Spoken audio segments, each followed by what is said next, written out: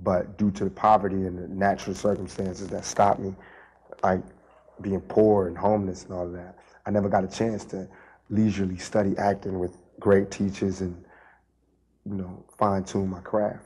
What I did do, though, was throw myself into the streets and learn as many experiences as I could. So now that I have the opportunity now to relax, exhale, and actually work on the craft, I have so many things to draw from, and it makes it where I'm comfortable. We always wanted to spark debate. We always wanted to be noticed, but never wanted it to be this way. Where now, all we've been shouting about all this time is better laws and more respect, and all this shouting, all this is doing now is getting laws changed so that we can't shout about it no more. And we get less respect anyway. So it's frustrating to see this demon that not only the media has created, but I've taken responsibility for helping to create that. But it's just like any full-blooded all-American guy. When you're in high school, you're the party animal, then you want to grow up. But what if you was in high school all your life and nobody wanted to see you go from the party animal to the student or the scholar? The thought about it, I'm hardly the villain. I'm hardly the one you should be scared of. It's the guy that can't talk. It's the guy without a job. It's the one with scars on his face, not the one clean cut. You know what I mean? You should be worried about a lot of other things, but not me. So whatever I do, good or bad, it's got me out of where I was. It's got me out of the jaws of death. So now that I'm out of the jaws of death, I don't mind all the foggy breath from the people who don't like what I said to get out of there. I'm just happy I'm not there anymore. And what I say is it's like when you see, it's kind of hypocritical because people love to, have mercy and sympathy for everything, from the animals to the whales to fur to everything except us, your youth, the ones who you give no attention to, who become adults with no compassion. You know what I mean? And I feel like if you walk by a street and you was walking on concrete and you saw a rose growing out of concrete, even if it had messed up petals and it was a little, to the side, you would marvel at just seeing a rose grow through concrete. So why is it that when you see some ghetto kid grow out of all of the dirtiest circumstances and he can talk and he can sit across from you, make you smile, make you cry, make you laugh, all you can talk about is my dirty rose, my dirty stems, and how I'm leaning crooked to the side. You can't even see that I came up out of that shit. And that's exactly the analogy that it is for me, you know what I mean? And it has nothing to do with black or white, it has to do with curiosity and just being mixed up, having the cultures mixed up and watching what happens when it happens. This is how it should be, I think, in the world. You know what I mean? Everybody should get a partner. You show them your hood, you show them your hood, and that's your guardian, you know what I mean? Bet you we have a lot less problems. Why should the black man in America concern himself, since we've been away from the African continent for 400 years, 300 or 400 years? Why should we concern ourselves? What impact does what happened to them have upon us? Number one, first you have to realize that up until 1959, Africa was dominated by the colonial powers, and by the colonial powers of Europe having complete control over Africa, they projected the image of Africa negatively. They projected Africa always in a negative light. Jungles, savages, cannibals, nothing civilized. And naturally, it was so negative until it was negative to you and me. And you and I began to hate it. We didn't want anybody to tell us anything about Africa, and much less call us an African. And in hating Africa and hating the African, we ended up even hating ourselves without even realizing it. Because you can't hate the roots of a tree and not hate the tree. You can't hate your origin and not end up hating yourself. You can't hate Africa and not hate yourself. And you show me one of these people over here who have been thoroughly brainwashed, who has a negative attitude toward Africa, and I'll show you one that has a negative attitude toward himself. You can't have a negative attitude toward yourself, a positive attitude toward yourself, and a negative attitude toward Africa at the same time. To the same degree that your attitude, that your understanding of an attitude toward Africa becomes positive, you'll find that your understanding of and your attitude toward yourself will also become positive. And this is what the white man knows. So they very skillfully made you and me hate our African identity, our African characteristics. And you know yourself that we have been a people who hated our African characteristics. We hated our hair. We hated the shape of our nose. We wanted one of those long, dog-like noses, you know. Yeah. We hated the color of our skin. Hated the blood of Africa that was in our veins. and in hating our features and our skin and our blood, why we had to end up hating ourselves. And we hated ourselves. Our color became to us a chain. We felt that it was holding us back. Our color became to us like a prison, which we felt was keeping us confined, not letting us go this way or that way. And we felt that all of these restrictions were based solely upon our color, and the psychological reaction to that would have to be that as long as we felt imprisoned or chained or trapped by black skin, black features, and black blood, that skin and those features and that blood that was holding us back automatically had to become hateful to us. And it became hateful to us. It made us feel inferior. It made us feel inadequate. It made us feel helpless. And when we fell victim to this feeling of inadequacy or inferiority or helplessness, we turned to somebody else to show us the way. We didn't have confidence in another black man to show us the way, or black people to show us the way. In those days, we didn't. We didn't think a black man could do anything but place in serious things where our food, clothing, and shelter was concerned, and our education was concerned. We turned to the man. We never thought in terms of bringing these things into existence for ourselves. We never thought in terms of doing things for ourselves because we felt helpless. And what made us feel helpless was our hatred for ourselves. One of the things that made the Black Muslim movement grow was its emphasis upon things African. This was the secret to the growth of the Black Muslim movement. African blood, African origin, African culture, African ties. And you'd be surprised. We discovered that deep within the subconscious of the black man in this country, he's still more African than he is American. He thinks that he's more American than African because the man is jiving him and the man is brainwashing him every day, telling him, you're an American, you're an American. Man, how could you think you're an American and you haven't ever had any kind of American treat over here? You have never. And this is what you got to get in your head here in this country. Just because you're in this country doesn't make you an American. And no, you got to go farther than that before you can become an American. You got to enjoy the fruits of Americanism.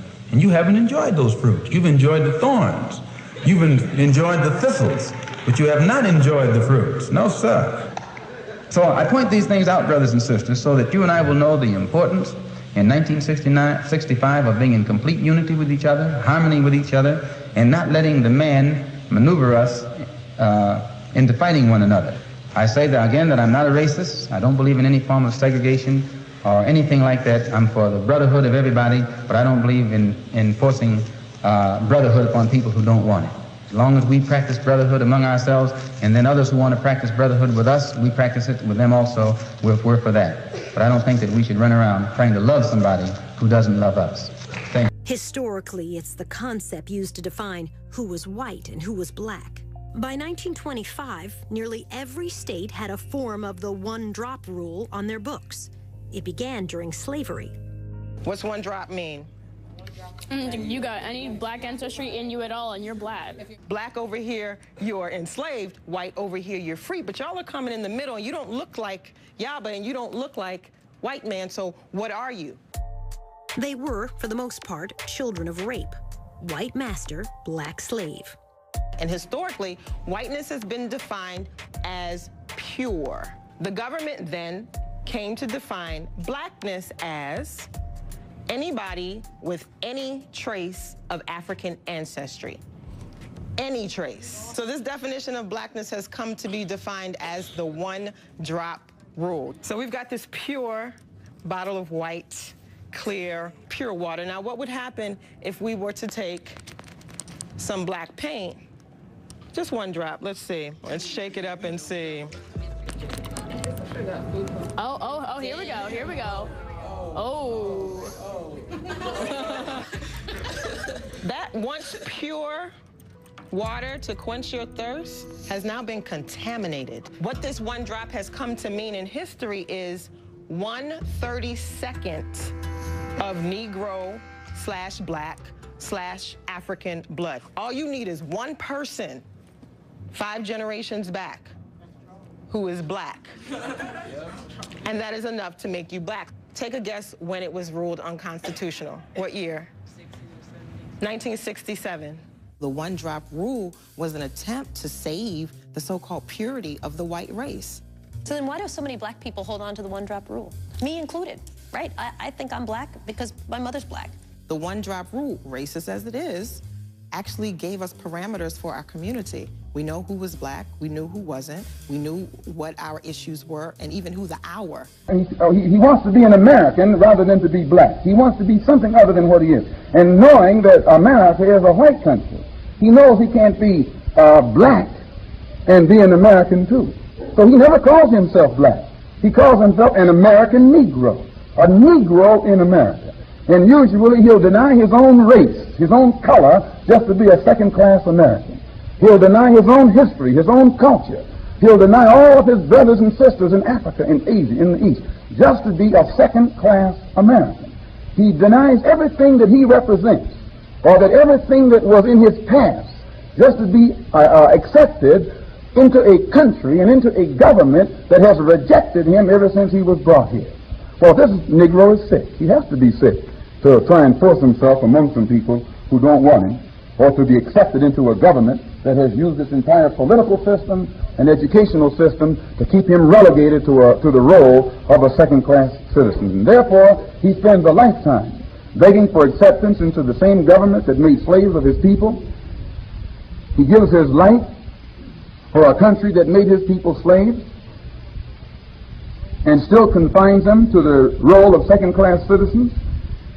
And we feel that he wastes his time because he hasn't been trained to defend himself. He has only been trained to open up his mouth in defense of his master. He hasn't been educated, he's been trained. When a man is educated, he can think for himself and defend himself and speak for himself. He doesn't even know where his government is because he doesn't know that he ever had one. He doesn't know where his country is because he doesn't know that he ever had one. He believes in exactly what he was taught in school, that when he was kidnapped by the white man, he was a savage in the jungle someplace, eating people and throwing spears and with a bone in his nose. And the average American Negro has that concept of the African continent. It is not his fault. This is what has been given to him by the American educational system. He doesn't realize that there were civilizations and cultures on the African continent at a time when the people in Europe were crawling around in the caves going naked. He doesn't realize that the black man in Africa was wearing silk, was wearing slippers that he was able to spin himself, make himself, at a time when the people up in Europe were going naked. He doesn't realize that he was living in palaces on the African continent when the people in Europe were living in caves. He doesn't realize that he was living in a civilization in Africa where science had been so far advanced, especially even the astronomical sciences, to a point where Africans could plot the course of the stars in the universe when the people up in Europe still thought the earth was round, the planet was round or flat. He doesn't realize the advancement and the high state of his own culture that he was living in. He knows nothing about that. He knows nothing about the ancient Egyptian civilization on the African continent, or the ancient Carthaginian civilization on the African continent, or the ancient civilizations of Mali on the African continent, civilizations that were highly developed and produced scientists. Timbuktu, the center of the Mali Empire, was the center of learning at a time when the people up in Europe didn't even know what a book was. He doesn't know this because he hasn't been taught. And because he doesn't know this, when you mention Africa to him, well, he thinks you're talking about a jungle. And I went to Africa in 1959 and didn't see any jungle and didn't see any mud huts until I got back to Harlem in New York City.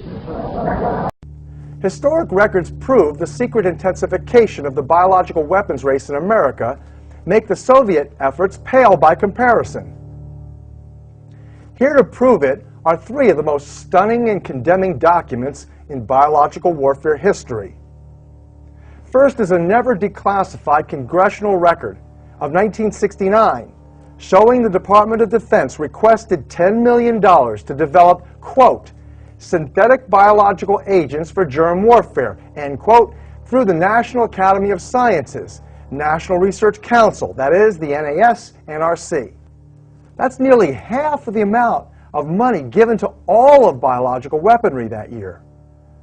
These new laboratory creations were descriptively and functionally identical to HIV/AIDS. Mind you, this was 15 years before the contested discovery of the AIDS virus by this man, Dr. Robert Gallo, who, as you will see in a minute, oversaw Litton Bionetics, the Army's 6th leading biological weapons contractor at that time. Bionetics also operated the entire administration of the National Cancer Institute's programs at Fort Detrick at that time as well. This private company was a medical subsidiary of the mega military weapons contractor called Litton Industries.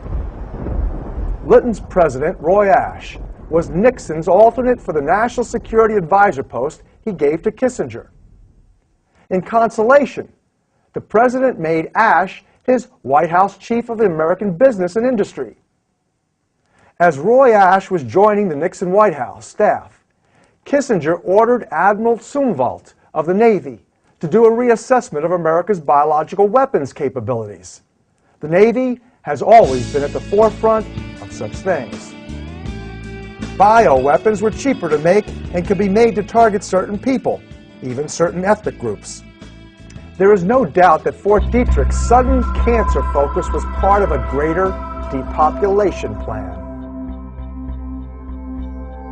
According to congressional records and his biographer, Time magazine's managing editor, Walter Isaacson, Kissinger selected the option presented by Admiral Zumwalt to develop AIDS-like and Ebola-like bioweapons, and the contract went to his White House colleague's company, Litton Bionetics. There is now no doubt that Dr. Gallo officiated the development of these AIDS complex viruses.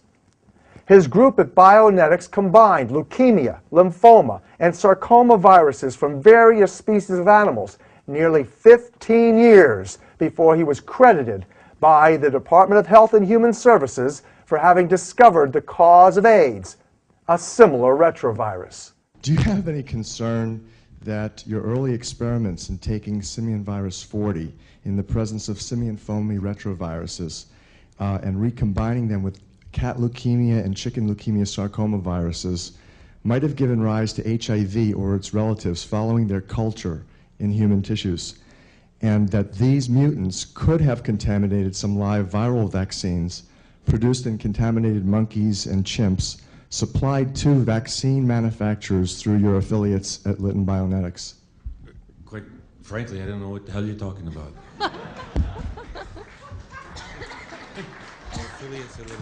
I'll cite your paper, Dr. Gallo. If you can, you've got a paper. You've got a paper that I don't know I ever published. Okay. I'd sure like you to cite it. Would you begin? I'd be happy to. National Academy of Sciences, 1970, Gallo et al. It was an oral presentation that you presented before NATO and NATO audiences in Mol, Belgium. You published it. It's in the National Academy of Sciences. I'd be happy to show you the paper. Stop. I mean, this is beyond asinine. In Mol, Belgium, my first trip to Europe, so I can remember it, a NATO meeting did take place. NATO meetings fund all scientific meetings all over the world, even East-West at that time. Biologic meetings, scientific, chemistry meetings, all kinds of meetings. Meetings about motherhood, fatherhood, everything. And what I talked about in Mol, Belgium was in the 1960s, long before gene cloning took place, before I ever worked in virology. What I talked about was cellular transfer RNA. Okay, and that's Mol, Belgium. Proceedings in the National Academy of Science on SV40. I never published a paper in my life on SV40, except the transfer RNA species in SV40 transformed hamster cells compared to non-transformed cells as a control. You've got pineapples, kiwis, grapes, and cherries mixed in with some other tutti frutti. I don't know what in the hell you're talking about. And excuse me. I'm a little bit tired of this kind of nonsense. Okay. And crap. And Gallo, Sarin et al. Were Litton Bionetics researchers, were your co-authors in which you combined cat leukemia and chicken sarcoma viruses to create to evaluate the leukemia Yes, sarcoma complex models. I'm really smart. Yes, we did it. Everything was created by us working in the laboratory. Look, just for those with some little bit of understanding of this, who care about this kind of idea. I mean, I've had a lot of things said, but I've never had anything quite like that one. There were people who thought and made postulations that and it was not actually directed at me, this is a good one, a new one, but that HIV could have been created in laboratory experiments. There are two answers to that are definitive, conclusive, that no scientist could have deliberately created them unless he was a super genius and 10 years ahead of his time. The AIDS virus definitively existed long before molecular cloning. That's point one. Point two, we know the full sequence, the genome of HIV. It was published by our lab in 1985 and by a group from Paris around the same time. The genome has no homology to any known existing virus in the world, except SIV, discovered after it. Has nothing to do with cats, has nothing to do with chicken sarcoma viruses. SV40 is a DNA virus that comes from little animals that can transform cells in culture, has no sequences in HIV. Further, we never worked with SV40 with those viruses together, and if we did, the whole thing would be irrelevant. And I think you need to begin with Biology 101 high school, okay? These documents, including the U.S. government contracts, best explain how AIDS emerged on two far-removed continents in black Africans and gay New Yorkers by 1978. These were precisely the populations that received the first hepatitis B vaccines, produced in Litton's chimpanzees just 4 years earlier. By the way, the man sitting to Dr. Robert Gallo's right is Dr. Jonathan Mann. At the time, Dr. Mann was the AIDS czar for the World Health Organization. Not long after Dr. Mann witnessed my exchange with Gallo, he quit his most esteemed position, saying, quote, far more than a medical problem, AIDS is a socio-political imposition, end quote.